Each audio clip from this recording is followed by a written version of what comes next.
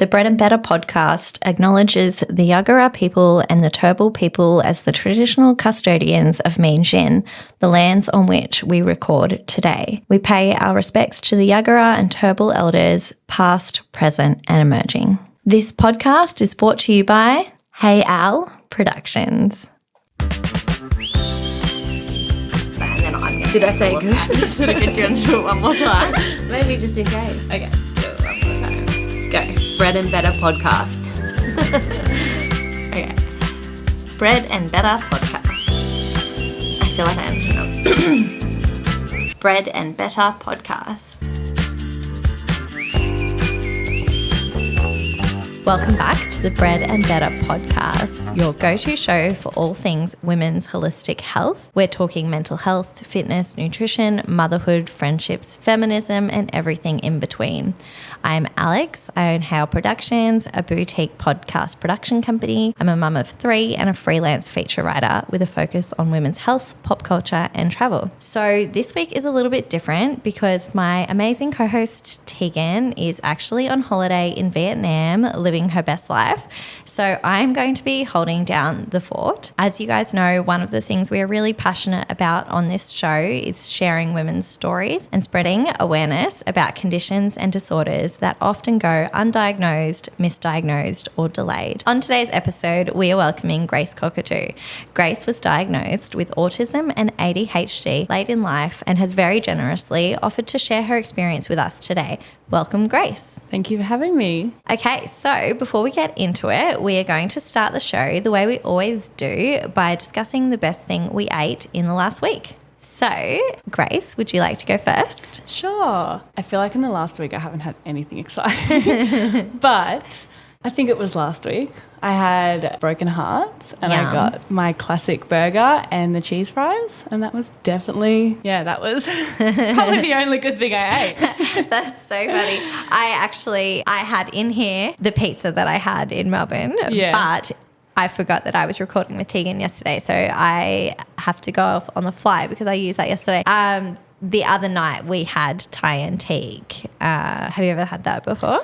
I actually don't like spicy food, so Don't you? Thai is a no-go. Thai is not it. Well, I actually had a mild massaman beef curry. Oh, yeah. And it was delicious with coconut rice. It was exactly what I felt like that night. So that was very good. Thai antique never disappoint. And I felt like such a bad parent actually, because obviously after I spent all of my money on going to Melbourne to watch Taylor Swift. On the essentials.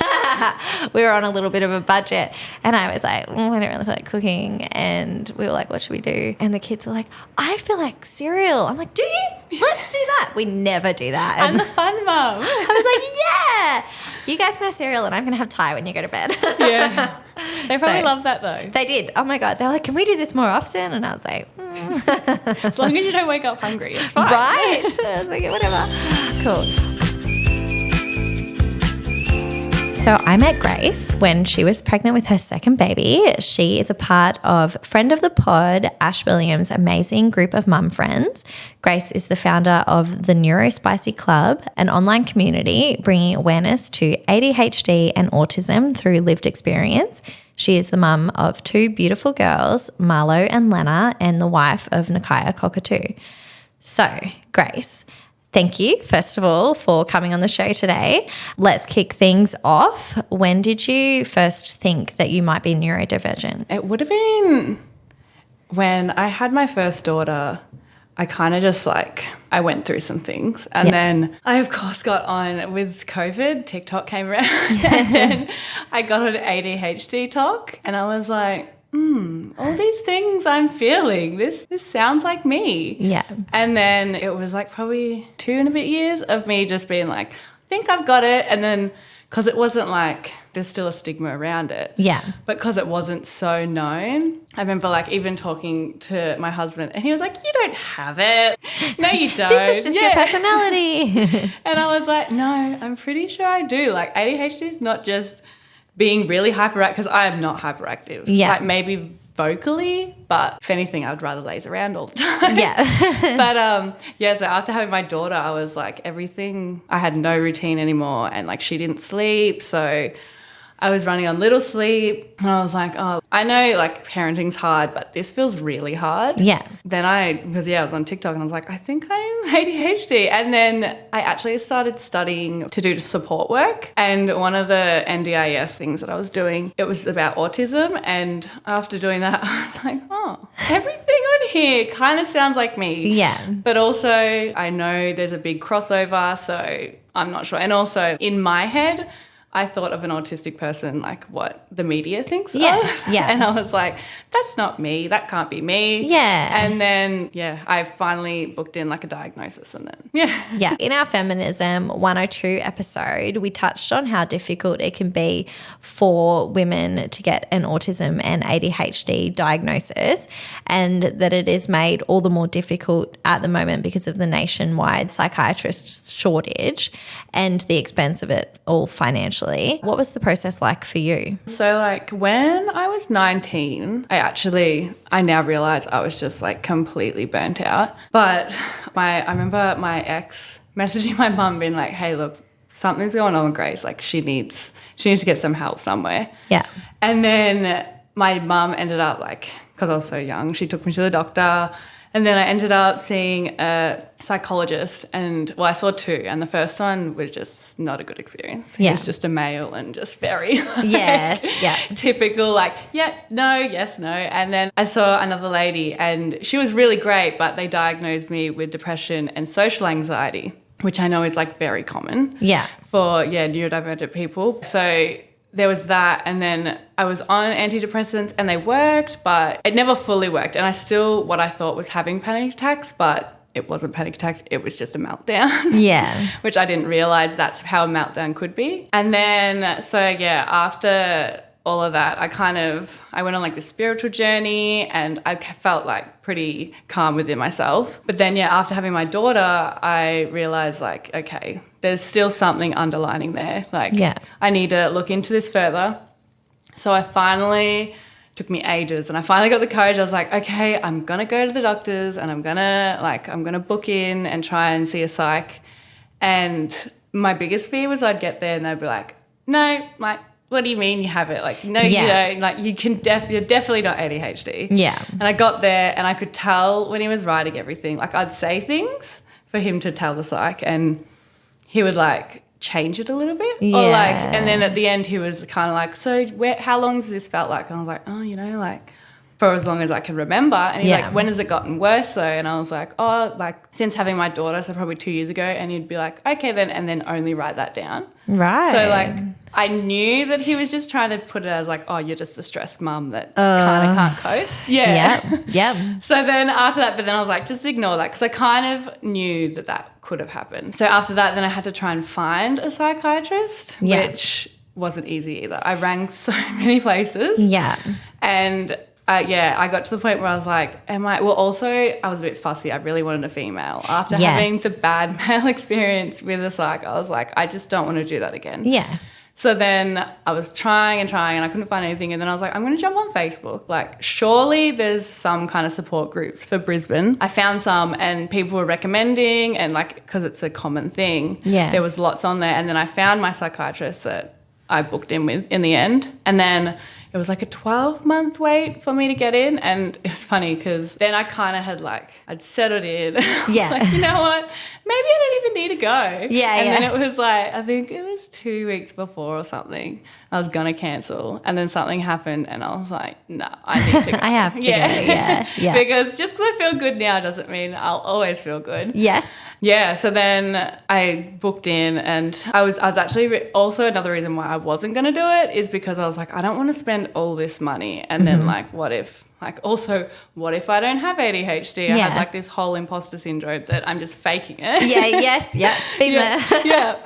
But then I actually saw on TikTok as well, TikTok saved my life. TikTok, that there was like a Medicare thing you could do, and it was like a item number 291. So then I quickly got in contact with the doctor and I was like, can you please change it to this? Yeah. So it took I think it only ended up costing me $100 or $200. So what is this? Because when you've sent through your notes, I've obviously been on my own journey getting a diagnosis and seeing the psychiatrist and it cost me thousands of dollars. Yeah. And when I saw this item number 291, I've never heard of that. Like I've heard of a mental care plan. Yeah. But is this different? Yeah, totally different. Okay. So I don't know why the doctor didn't even know about it. Yeah. Yeah. And never yeah, heard so of what it is, it's like, it's basically saying, so the doctor has to agree that they will take over if they need to after. Right. Which some doctors might not want to, Yeah. but some doctors probably just like, yeah, whatever. Like you've already been diagnosed, so Yeah. I can take over now. Which in saying that, I haven't talked to the doctor since I got the referral. So Yeah. you don't have to. Yeah, so it's just like, they literally just write on the referral that it's an item 291 referral. Right. And it takes so mine was meant to be, I know a lot of psychiatrists, like it's all different. So some are really expensive, but mine is like pretty good, luckily. So I think it was meant to be like nearly $600 and I think it ended up being 200 or 100 and something. Yeah. That's fantastic. Yeah, I know. Okay. Well. So yeah, if you Yeah. go through with it, just make sure you ask for that. Yeah. Every time I'm always like, make sure you do this because That's really good advice. I've never ever heard of this before. Yeah. And I'm going to pop a link. I'm going to find some information and I'm going to put it on Yeah. our Instagram because I just feel like everyone should know about this. Interesting. Yeah. I'm going to look into that. Yeah. Very interesting. So yeah, and then I went for my appointment and it was actually, I'm glad I really researched what psych I wanted to see because she was amazing. And well, to be honest, I research everything I do. So I was Same. like, if I don't know this is gonna work, I'm not doing it. Yeah. So obviously, because I had like 3 years of me figuring out who I am, realizing all the traits and stuff. I had this like huge list that I went in and I was like, so I do this. Like, I don't even think she talked at all. But Yeah. Literally, this is, yeah. I was like, this is everything, blah, blah, blah. Like, she would sometimes like say a few things. I'm like, yeah, that's exactly what I do. Yeah. But because of that, and I knew myself really well, it was like the first session she could diagnose me, which I was lucky with. But yeah, because I know some people, like, it can be over 2 sessions and like especially with an autism diagnosis, it can be like really stretched out. Yeah. But she, just told me like straight away, so you've got ADHD and you're also autistic. And I was like, oh, okay then. Thank you, I know. But thanks for the confirmation. Well, at the time, I didn't actually think I was autistic. Okay. Like I kind of like, I was like, oh, maybe. But then I was like, oh, okay, then. Yeah. And then when I like left and deep dived into it all, I was like, oh, okay, every single thing I do is because I'm autistic. But Wow. So everything, kind of like made sense after you left. Yeah, for sure. Yeah. And how do you find, like, how does being neurodivergent impact your life? It pretty much impacts like everything. Yeah. Because it's like, it's not just like an add-on to my personality. Like I am autistic and I am ADHD. Like I can't just choose when it's going to come and go. So like, it's definitely hard. One of my biggest things, especially growing up, was like social anxiety. Yeah. Which I realise it's more when I'm masking the social anxiety is an issue. Like the psych was actually asking me and she was like, so how's your anxiety going? Yeah, so I find that the social anxiety is more like when I'm masking and trying to hide my autistic traits. So like say, I used to like when I make eye contact, I'm like very much like if I'm forcing it because I feel like I have to make the person think I'm listening to them. I'll be like just staring straight into their eyes. And in my head the whole time I'm thinking like, oh, when do I break eye contact? Where should I look? Yeah. What do I do next? That person's still staring at me. When can I stop? And then you're not listening. Yeah, and then I'm not listening at all. And then like there was things like even say like when I was walking, like I'd be like, oh no, I'm walking funny. It's just like so many different things, but it's more just, it's the like just all the traits that I have that I'm scared that people, which now I don't care as much, but as a kid, obviously, which is why I'm so highly masked, I didn't want people to notice that. Yeah. So, so then it obviously then turns into anxiety. Yeah. But so I find now like I'm not as bad, but that's because I know when I shouldn't do something and I set boundaries and stuff like that. Yeah. But then also like with my sensory processing disorder, that's like everyday kind of thing too. Like I can't with food. Like today I even tried to eat my lunch and it tasted amazing. Yeah. But I just could not do the texture. So I ate half of it and I was like, I just can't do this anymore. Yeah. And then like having kids, like I took my daughters to bounce the other day at a new one, and it was actually really calm. No one was there, but like I sat down for a second and I felt so anxious. Yeah. But it was just because there was so much noise, there was this bright lights and sensory overload. Yeah, literally. So as soon as like noise impacts me a lot. So like going to the shopping centre, I hate going to the supermarket. Yeah. But now I've just figured out Aldi's a safe place. Yes. And I think it's because it's little, I have not that much to choose from. So I go in there, I know what I want. Yeah. And then, and if not, I just do click and collect. So much better. Yeah. But then also like burnout really impacts my life. Not as much anymore now that I am setting boundaries and like know my limitations. But then like sometimes like you got to do things like out of your comfort zone a little bit. Like say a social event where I really want to go and I really want to support someone, but I know after I'm going to be really burnt out. Yeah. So you can't completely stop that. And then also being parent, there's this like general burnout. Yes. So that on top of like my mind not stopping and masking, it's just, Yeah, that's exhausting. But I find that like a lot of also my autistic traits makes me then like come across almost like I'm rude, which is like a big stigma thing where like it's, I guess, because like we're very black and white thinking and we're very direct, which really I think is a great trait. I love that. I love someone who like calls a spade. Yeah. And especially like my friends love that I'm like that, which is good. Yes. Yeah, so like especially growing up, that really impacted my life. Yeah. Because I was known as like, I was like the bully. Oh. But really, like looking back, there was things I probably didn't have to say, but like in my head, I felt like I needed to. Like, yeah. I can't really tell, like should I guess it's the impulse control. Yeah. So I think these things and then I say, and also like my strong sense of justice also impacts my life. Yeah. But so that would have definitely growing up because I was like, no, that's actually not what you should be doing. Yeah. And this is it. Yes. And then also like friendships and relationships is a big one. Yeah.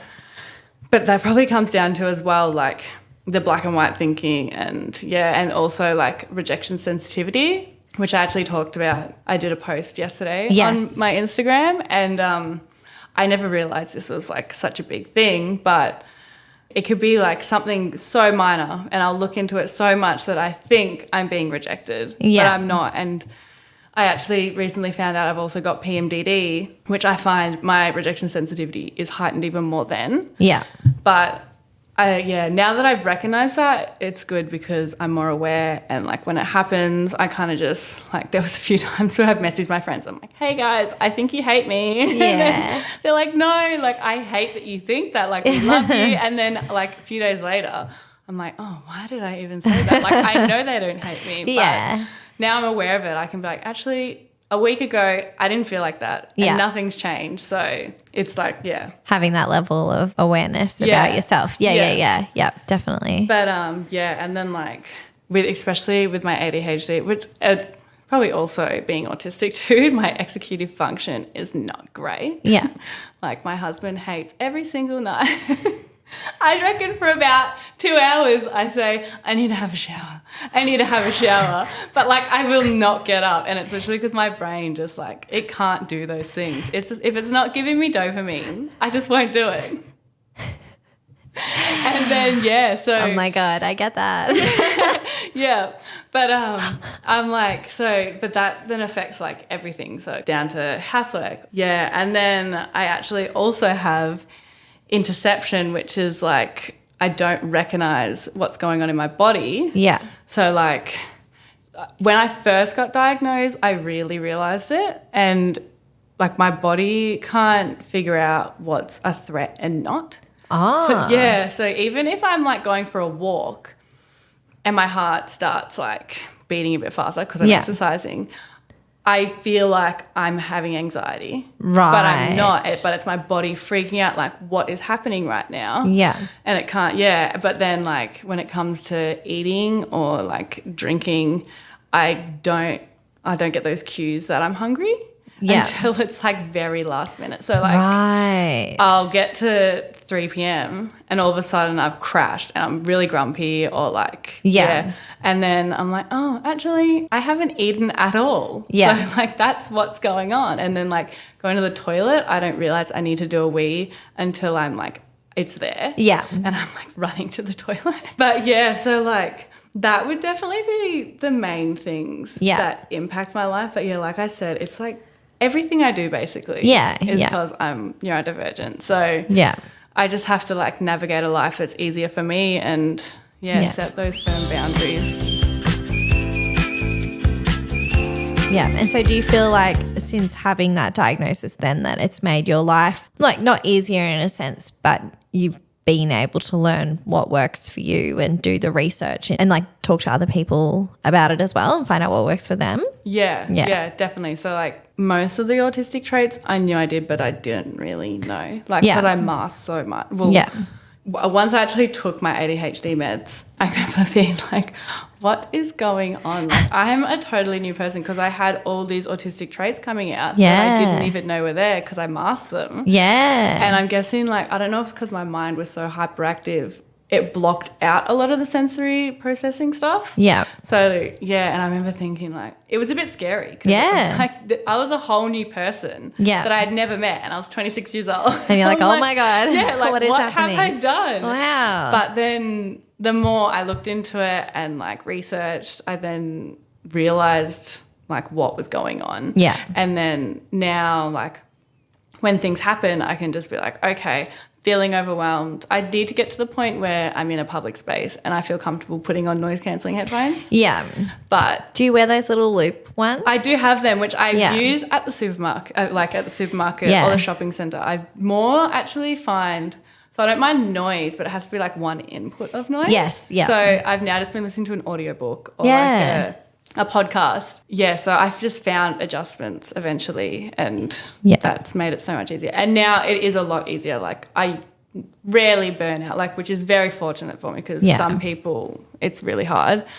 But because I do say no to things or like I check in with myself and that's so good. And can I ask you another question for people that might not know what it is? What is masking? So masking is like really everyone masks. Yeah. Like everyone kind of, if you want to fit into a group, you try, like you change yourself a little bit. Yeah. But masking is normally, which not everyone can mask. So normally when you are a low support needs autistic person, you are very highly masked. Yeah. And that's why you don't need as much support needs because like autism is a spectrum and it's not like, okay, you're a little bit autistic, and you're very autistic. It's like you have this, like you have sensory processing, you have this, you have this. So it's like, not a straight line. Yeah. So, so a lot of people, like for me, it was an unconscious thing from when I don't even know, to be honest. Yeah. But from when I was very young.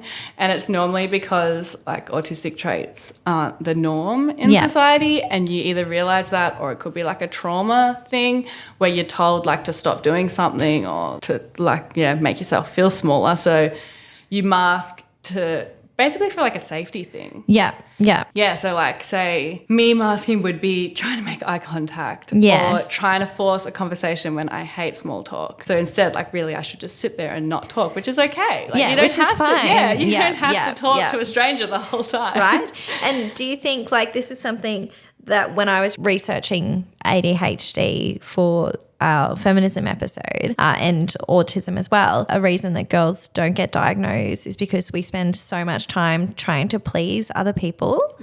And for sure. Behave and like be a good girl and be quiet and stuff like that. And then a teacher was saying to me that it is really hard to diagnose girls with ADHD because in school they're working so hard to stay focused and make eye contact and be this like a good girl, and then they go home and they're like so exhausted or they're completely acting out because they've just spent this whole day like I guess masking as you've just said. I think also it's definitely because there's not enough awareness around what ADHD and autism looks like in girls too. Yes. Yeah. That plays a huge impact. But like I know I used to like, I love, like, one of my special interests is fashion. So, like, Yeah. I loved all that stuff. And, like, I loved Hannah Montana and I loved all these things. So I would Yes. learn little things that makes me, like, that cool popular girl. Yeah. So then, like, I had that mask and, like, I was ready to take it on because... Yeah. So it's like a coping mechanism. Yeah.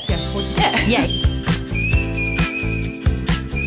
We just touched on this a little bit, but what was life like for you as a child and a teenager? And when you look back now, do you think things would have been different if you had have received this diagnosis at a younger age? So I don't actually really remember my childhood, Yeah. which I know is very common for autistic and ADHD people.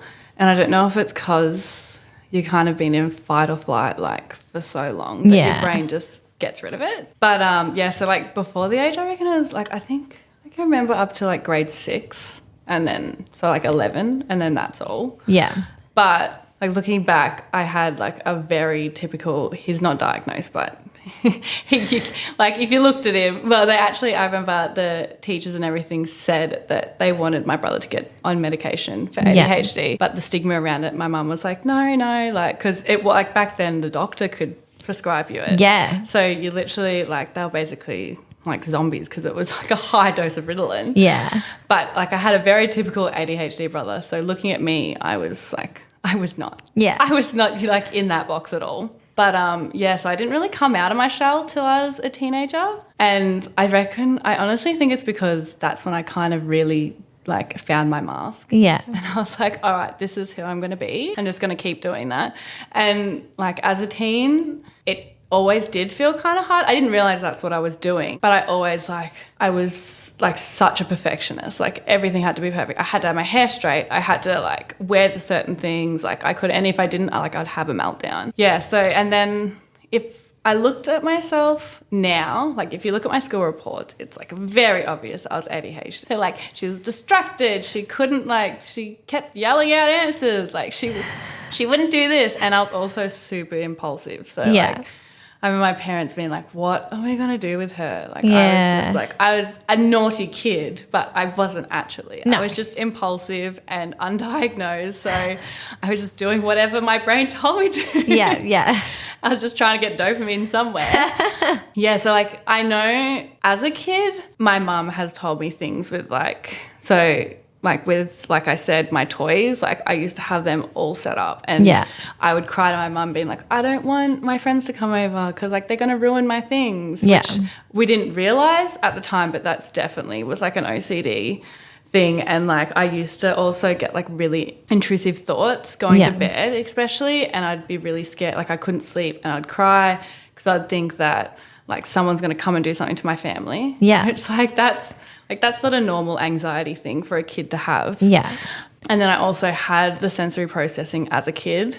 So like my parents actually took me to a dietitian because I was losing weight, and it's because I wouldn't eat most of the foods they wanted to give me. Yeah. And like I would actually feel nauseous and vomit at some points just looking at the food, and they're like, what's going on? Like we need to do something about this. And then they took me to the dietitian, and he was basically just like, she's just probably said I'm a picky eater.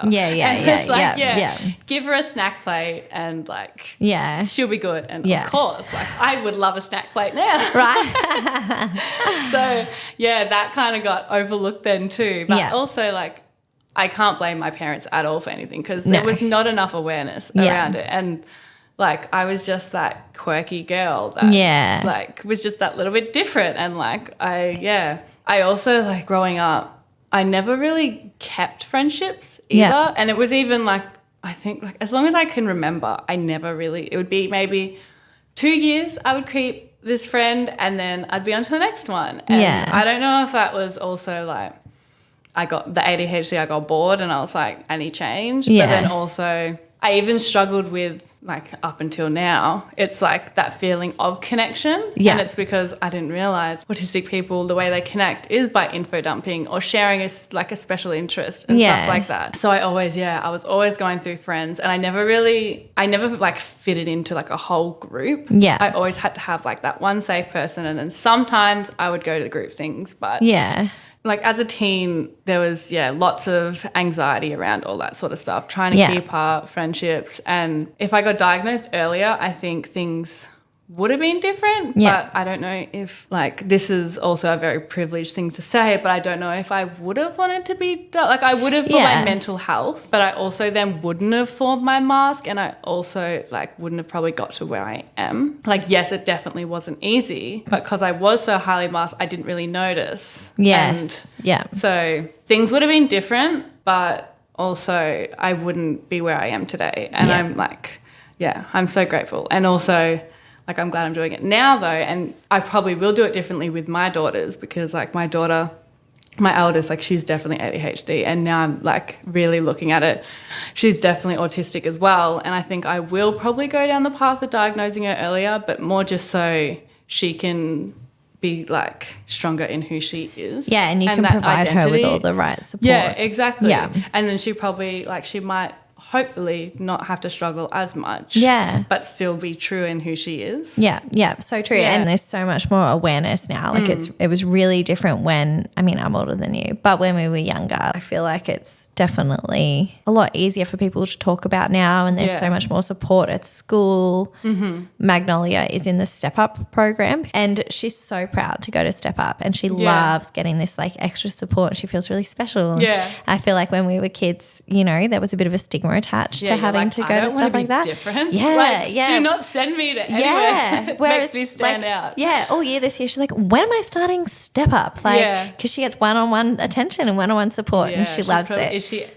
Is that like out of class time? Yeah, she gets to like, leave. She's like, this is great. Yeah, she loves it. So we kind of touched on this before as well. But one of the biggest reasons that girls go undiagnosed or misdiagnosed with ADHD in particular is because the symptoms are different in girls and boys, and most people aren't aware of what to look for in young girls. What advice would you give to parents who think their daughter might have ADHD, and what should they look out for in your experience? So I would just honestly trust your gut. Yeah. Because you don't, like, people don't just want, like, you don't just put a label on your kid just because you want to. Yeah. So, like, and you know your kid best. So if you think there's issues there, and especially because you could be so, like, the girl could be so highly masked, which guys can mask too.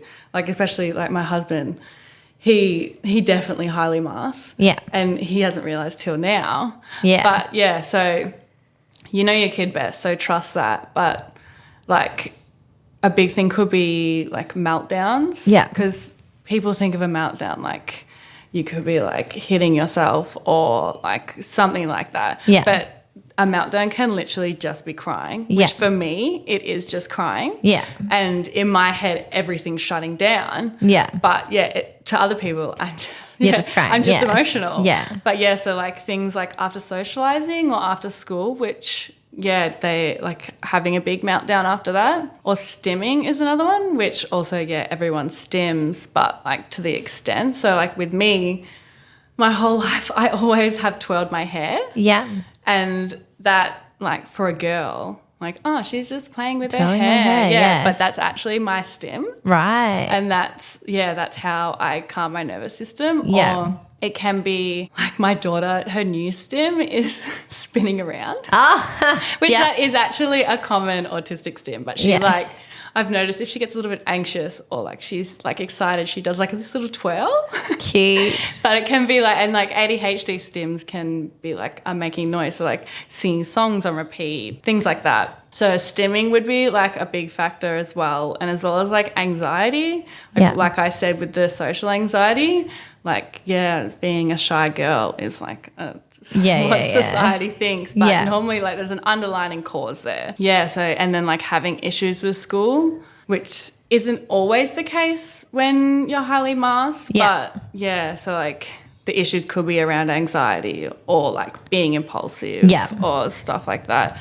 And the highly sensitive, which could also be because of RSD. So, like, noticing that, say, your child, like, is not taking rejection good, or thinks that, say, when they're in trouble for something, or, like, a friend has, like, won't do something that they wanted them to do, and it's, like, a big impact, then that could be rejection sensitivity.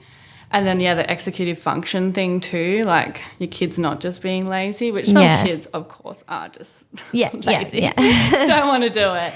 But, like, it's like with everything, it's to the extent of it. So, like, everyone does these things, but if it's like an everyday, all the time, like, occurrence or, like, really bad at certain times, then, it could be ADHD or even, like, an autistic thing.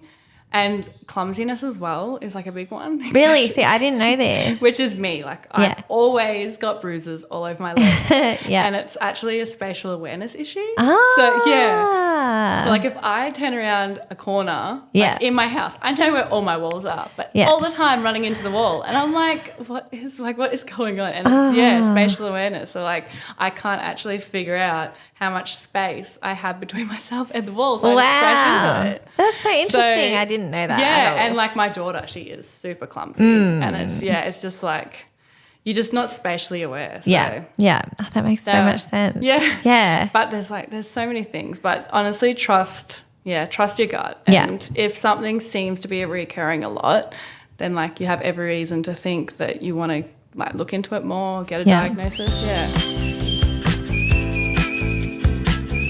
So something I did want to ask you, and we have kind of covered it a bit, but is there anything else that you've changed since your diagnosis in the way that you approach life? Yeah, so like I've said, the checking in on myself often, like always making sure I'm up to going to that social event or like, that I'm willing to go to Westfield or like stuff like that. And setting boundaries without any guilt to it. Like, you know, like I used to feel bad being like, no, actually I can't do that. Because I'm like, oh, but everyone else can do that. Yeah. But it's like actually being autistic is actually like a disability. So it's okay to set those boundaries for for my mental health. And then the making accommodations. So like the noise cancelling headphones when I can, especially like at home at dinner time. Yeah. And the kids are going nuts and the exhaust fans on. I'm like, I'm putting them in. Yeah. And then like sensory toys as well, which I would never have used, but now, which is silly because I use those. Yeah. They're the best. Great. So like I love my sensory toys now. Well, they're actually my daughter's and I take them. Same. But Kev's bought me my own because I kept popping the kids. Oh, you squished them too hard? Squished them too hard and they'd burst and then they'd cry. So Kev buys me my own now. Yeah, and like being like more understanding of everyone around me too, because now that I have my diagnosis and I didn't realise like I am the person I am, I'm like, oh, well, maybe this person also doesn't realise that they're doing this. Or like we don't actually understand what's going, like when someone could be really upfront or like seem like they're being rude, maybe they don't mean to do that. That's just them as the person. Like, no, like you're not born being rude. Like you're not born a mean person. I love that. Like you have a new awareness for the people around you. For sure. That's great. And I guess it just makes me more empathetic for everyone and not judging them like a book by its cover. Yeah. Okay, so how do you feel about so many people being diagnosed later in life, and have you been able to find your own community and comfort in this? Yeah, so I think it's like amazing because it's definitely breaking that stigma and it's allowing people to like finally figure out who they are. Yeah. Like, they feel like they have their place finally. And the only reason why I actually got diagnosed was because of like the TikTok community and people sharing. And that's also why like I made my Instagram, because I'm like, if I share this, people, especially like loved ones too, they can understand and figure themselves out. I think it's really interesting because there's obviously two schools of thought on this. There's the people like you that think it's amazing and me, and then there's the people that are like, everyone thinks they've got this because of TikTok and blah, blah, blah.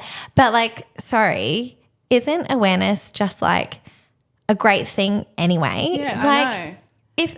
If scroll on, like if you don't, I just don't understand. Like it's wild. Like if it's not for you, and you don't see anything in those for yourself, then what? Like, and okay, like, but how's it like? How is it bad? And like how is it bad? Getting a diagnosis, it doesn't actually do anything to your life. No, it's like, just bringing awareness to these things that like it's improving the lives of people. There's like this whole thing around if workplaces have to make adjustments and stuff, but it's like, it's not actually affecting you still. Like, yes, what if they need to wear noise cancelling headphones to be focused and work? Well, then they're just going to work better. How is that affecting someone? And like, actually hiring a neurodivergent person, you're probably going to get a lot of stuff done. And Yes. we're going to bring stuff to the table that creativity, and we're logical thinkers. We will get things done that need to get done. Yeah.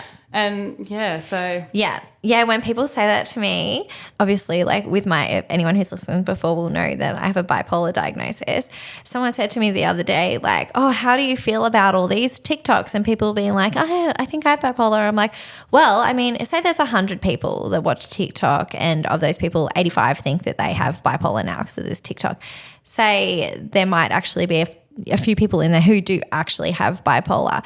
If those few people go and see a psychiatrist and get diagnosed and it improves their lives, that's an amazing thing. Yeah. And for the other people, maybe, that was a fleeting thought, or, maybe there's something else going on. Yeah. Or it's just connection and making it all feel okay and normalizing it and removing the stigma. Yeah, for sure. And everyone wants to feel connected with someone. Yes. And if you can not bond, but if you can feel like you're at home somewhere and you have a place in the world, then it's so much better. Yes, than just feeling alone and you're the only one going through something. And why do I feel like this? Right. I mean, I haven't found anyone else with bipolar yet to connect with, but even just in talking to you, we share a lot of similar traits, and so it's just nice to have a conversation with someone and be like, yes, and jump on TikTok. You might find that TikTok. I might, but just having a conversation with someone that you can relate to is a really important thing.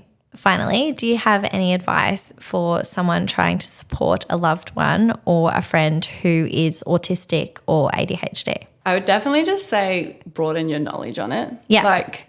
You're never going to, if you're neurotypical, you're never going to understand how they're feeling. Yeah. But the way they're feeling is valid, and they're not going to say it if they don't feel that way. So broadening your knowledge, definitely will help them, because you can, especially with rejection sensitivity and that kind of stuff, you can be like, oh, okay, they're not lashing out at me because of this. They actually feel like I'm attacking them. Even if you're not, you can acknowledge that. And then you can even discuss it after, or you can just accept, okay, that's how they're feeling. Yeah. They're not attacking me. Yeah. And, respect, what's going on. As hard as it can be, at least you know what's happening. Yeah. And you can accept it that little bit more. Yeah. And also, respecting the boundaries and accommodation that they may need. So, say if they say, oh, I can't go to this place, or actually I can't go to this social event with you, and it's because I will be burnt out, or I will feel very anxious, then just respecting that and being okay, that's actually okay. I will go by myself. You don't, and also letting other people know too exactly who, if your loved one wants people to know that they're neurodivergent, letting them know the actual reason, instead of people then getting caught up oh, they're just rude, or they just don't want to come kind of thing. And acknowledge their struggles and accept it, and just offer help when they do need it. Yeah. Because, most of the time we don't know when to ask for help. Yeah. Yeah. And we don't even know that we need help. Yeah. So, just noticing those little signs and making the accommodations for them when they do need it. Yeah. Yeah, that's such good advice. So, Grace is going to join me for our segment because Tegan is away, and I've had so much fun recording this today. Full disclosure, we've had a few technical difficulties, but it gave us more time to chat, and we have a lot in common, so we could have just gone all day. This could have been a very long episode. We have had lots of breaks of us going on with other things. Chatting. So, the segment we're going to do this afternoon, we're just going to give each other and all of you guys a little reco. Do you want to go first, Grace? Sure. So, as you probably could tell by my favourite food, Yeah. I am a burger girl. Yes. And my recommendation is to get a McChicken burger. Yep. Add cheese and a steamed bun. And it's a game changer. Yum. You'll never, I cannot have a McChicken now without that. Oh, that sounds I think good. I've converted most of my friends too. Yeah, Kev worked at McDonald's for 10 years. Yeah, see, I worked for 3 months and I got that good recommendation. Yeah, I worked there for one day, and then I was like, I hated it so much. I think I was just stuck at a bad Macca's. Yeah. But I was like, if I stick my hand in the fryer, I can go home. And then I was like, Alex, you could probably just go home. You don't need to stick your hand just in the not go fryer. to the job. You could just leave. And I was like, I don't feel well. I have to go. And then I left. But Kev worked there for like a long time as a teenager and then through uni. And so we used to just get to go and make whatever we wanted. We'd rock up and be like, I want a McFlurry, but I want nerds and M&Ms and chocolate sauce and this and this and this. So you still could do that now. Right, except I can't have any of it because I'm allergic to all of it. My recommendation is a podcast, actually. So it's called Sentimental Garbage. Have you ever heard of that? No. Oh, my God, it's so good. It's Caroline O'Donoghue. She, during COVID, did a whole season with Dolly Alderton about Sex and the City. Oh, yeah. And they did like literally a deep dive into like every single season and it was fantastic. But now the series, so each episode she has a different guest and they go through like either a movie or a TV show or a book or an album. The Taylor Swift Midnights episodes are very good. But I just recently listened to the Bring It On episode. Oh, as in the movie? Yes. Oh, I love Bring It On. Yes, so if anyone likes Bring It On, I'll put a link because I don't know if the episode was recorded like last year, but it's so funny. I was laughing out loud on the plane listening to it. So do they recap over the movie? Is that it's like a 2-hour conversation about the movie. Right. So they kind of go through the movie in like a linear type way, but it's like Caroline O'Donoghue is really intelligent, and very funny and very sentimental. So she like breaks it down and like the social issues that they talk about and stuff. And Bring It On's actually really deep if you look at it from this academic lens. It'll change my whole memory of it. They love the movie so much and I love the movie so much and it was just such a laugh. Like the other chick that does it with her is so funny and just like very, very, very entertaining. Okay. So I recommend it. One on. Yes, please, and tell me if you like it. I recommend it to everyone. Like it's so interesting. Thank you so much for joining us today, Grace. I've gotten so much out of this conversation and I'm sure that it is going to help a lot of people listening. Thank you for having me. So if you would like to follow the Neurospicy Club, I will be putting a link to it in our show notes and tagging it on our Instagram. So be sure to join that because Grace shares so much great information. If you are loving Bread and Better, please leave us a review on Apple Podcasts or a star rating on Spotify and make sure you're following us on Instagram so you don't miss a moment of Bread and Better. Bye.